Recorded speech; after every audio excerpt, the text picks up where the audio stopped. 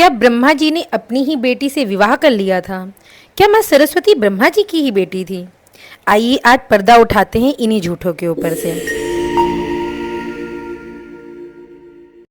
आज भी कुछ कम बुद्धि के लोगों से ऐसी बातें सुनने को मिल जाती हैं जो हमारे सनातन धर्म को बदनाम व हमको शर्मिंदा करने की कोशिश में लगे रहते हैं। आइए आज पर्दा उठाते हैं इन्हीं मनगढ़ंत कहानियों के ऊपर से। पहले तो ये समझ लेना जरूरी है कि ईश्वर इस सृष्टि का संचालन करता वो एक एनर्जी है।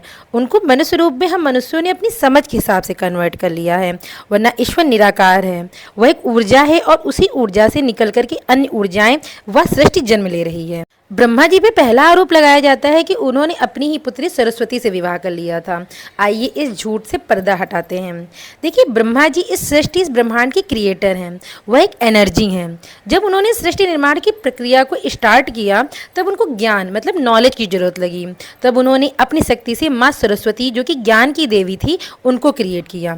और साथ ही में उन्होंने क्रिएट किए 10 पुत्र, जो कि उनके मानस पुत्र कहलाएं, और माँ सरस्वती उनकी मानस पुत्री कहलाएं। मानस पुत्र पुत्री मतलब जो मन से निकले हों, मतलब जिनका आपसे कोई बायोलॉजिकल संबंध ना हो, जिनको आप पुत्रीवत या पुत्रवत मानते हों, वो होते हैं मानस पुत्र या मानस पुत्री। इस तरीके से सरस्वती जी ब्रह्मा जी की बायोलॉजिकल डॉटर नहीं थी। और साथ में ये भी जानना जरूरी है कि ब्रह्मा जी स्वयं भी कोई बायोलॉजिकल नहीं थे। वो भगवान विष्णु की नाभि से निकले थे और भगवान विष्णु के माथे के तेज से निकले थे। इस तरीके से सब एनर्जी हैं। ये कोई इंसान रूप नहीं है जो किसी बायोलॉजिकल प्रक्रिया के बाद जन्म ले रहा है। ये सब ऊर्जा हैं, शक्तियाँ हैं जो कि स्वयं से ही निकल रही हैं और स्वयं में ही जा कर के मिल जाती हैं। जैसे कि हम एक एग्जाम्पल से समझ सकते हैं कि चार्ल्स वेबर्स ने कंप्यूटर को बनाया। तो अगर हमसे आज के टाइम में कोई भी प्रश्न करता है कि कंप्यूटर के जनक कौन है या फिर who is the father of computer, तो हम एक सीधा सा जवाब देते हैं चार्ल्स वेबर्स। अब इसका मतलब ये नहीं हो गया कि कंप्यूटर जो है वो चार्ल्स वेबर्स का उत्तराधिकारी हो गया या फिर उनकी आगे की जो संपत्ति है उसका मालिक हो गया। ऐसा नहीं होता है ना।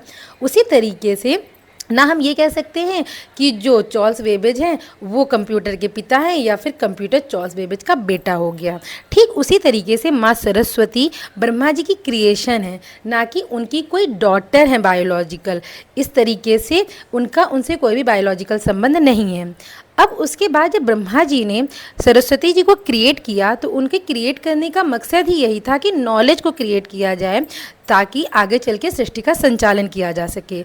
इसलिए ब्रह्मा जी को जरूरी था कि वो उस नॉलेज को आत्मसात करें या फिर उसको ग्रहण करें। इसको एक उदाहरण से समझ सकते हैं कि अगर मैं ही कोई कंटेंट क्रिएटर हूँ, अब मुझे कोई कंटेंट क्रिएट करना है, तो मेरे क्रिएटर होने से ही कुछ नहीं होता है, मेरे पास उस कंटेंट का नॉलेज भी होना चाहिए। अब मैंने उस कंटेंट को गूगल पे जा कर के, कहीं पर भी जा कर के, बुक से जा कर के सर्च करा। अब वो मुझे मिल तो गया, लेकिन अब उसको मुझे ग्रहण करना भी तो ज़रूरी है। केवल देखने से तो मुझे आ नहीं जाएगा। तो जब मैं इसे ग्रहण करूँगी तभी मैं कुछ क्रिएट कर पाऊँगी। तो यही कॉन्सेप्ट यहाँ था कि भगवान ब्रह्मा ने माँ सरस्वती को क्रिएट करा ताकि आगे सृष्टि का संचालन किया जा सके। और उसके बाद वो माँ सरस्वती को जिस पर्पस से क्रिएट किया गया है उसके लिए वो उनको ग्रहण करते हैं, आत्मसात करते हैं।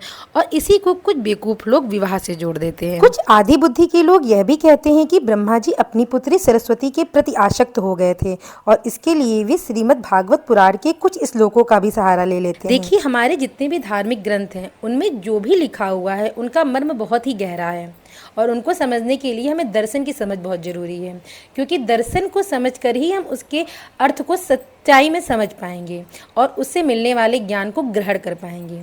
यहाँ पर बताने की कोशिश की गई है कि ब्रह्मा जी क्रिएटर हैं और सरस्वती माता उनकी क्रिएशन है। सरस्वती जी ज्ञान की देवी हैं और अब ब्रह्मा जी के मन में अहंकार आ गया कि सरस्वती या फिर जो ज्ञान है उसको मैंने क्रिएट करा है, तो वो उसके प्रति मोहित होने लगे। यहाँ पर कोई सरस्वती जी कोई फीमेल बॉडी नहीं है जिनके प्रति भगवान ब्रह्मा मोहित होने लग गए। यहाँ कुछ बायोलॉजिकल नहीं है। यहाँ पर बताने की कोशिश की गई है कि क्रिएटर के मन में अहंकार नहीं आना चाहिए और ज्ञान नदी के समान है, इसको बहते रहना चाहिए। इसको हम एक जगह केंद्रित करके नहीं रह सकते। तभी जब ब्रह्मा जी के मन में ये भाव आता है, तब मरीच जो कि ब्रह्मा जी के मानस पुत्र हैं, वो ब्रह्मा जी को समझाते हैं कि आप ये जो कर रहे हैं ये गलत है। अब यहाँ जो मरीच हैं उनको विवेक का देवता माना जाता है। ब्रह्मा जी मन है और माँ सरस्वती ज्ञान है। तो विवेक आकर के मन से कह रहा है कि ये गलत है, आपको ज्ञान अपने पास समेट के नहीं रखना चाहिए, ज्ञान को आगे बढ़ते देना चाहिए। तो इस पूरे प्रकरण का मर्म कुछ और है, लेकिन लोग अपनी ही गलत नज़रियों से कुछ और बताने लगते हैं। यहाँ बताने की कोशिश की गई है कि ज्ञान को एक जगह केंद्रित करके नहीं रखना चाहिए, और किसी भी क्रिएटर को, अगर मैं ही अपने घर में कोई स्वादिष्ट भोजन बना लेती हूँ, अब लेकिन वो भोजन मुझको ही इतना अच्छा लग गया कि मैं ही उसे खा जाऊँगी, किसी और को नहीं दूँगी, तो ये गलत चीज़ है। तब मेरा विवेक मुझसे कहेगा ये गलत है, बाकियों का क्या होगा। उसी तरीके से मरीच विवेक हैं, वो आकर के मन से कह रहे हैं, जो कि ब्रह्मा हैं, कि ये गलत है, आपको ज्ञान को आगे बढ़ते देना चाहिए। इसी के साथ साथ एक प्रकरण और भी आता है कि शंकर जी ब्रह्मा जी का 5वां मस्तक काट देते हैं। देखिए, ब्रह्मा जी के 4 मस्तक दिखाए जाते हैं, जो कि 4 वेदों का प्रतीक है, ऋग्वेद, यजुर्वेद, सामवेद और अथर्ववेद का, और इनका संबंध है ज्ञान से।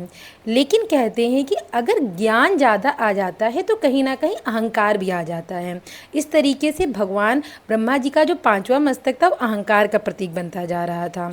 इसी कारण से शंकर जी उस अहंकार को काट देते हैं, क्योंकि ज्ञान के साथ अहंकार को नहीं टिकना चाहिए, वरना विनाश होता है। जैसे कि उदाहरण के रूप में रावण एक ब्राह्मण था और महाज्ञानी था, लेकिन उसके अंदर अहंकार भी था, जिसका अंतिम परिणाम विनाश हुआ था। इस प्रकार से हमारे जितने भी धार्मिक ग्रंथ हैं उनमें बताई गई बातें हमारे मानव जीवन को सफल बनाने के लिए बताई गई हैं, और उनके अंदर के जो मर्म हैं वो हमको ज्ञान देते हैं। तो इस तरीके से अगर आज के बाद आपके सामने कोई भी आकर के आपके ही सनातन धर्म को उल्टा सीधा कहता है, तो आप उनको जवाब देने के लिए तत्पर रहें। अगर वीडियो अच्छी लगी तो प्लीज़ चैनल को लाइक करें, सब्सक्राइब करें। धन्यवाद।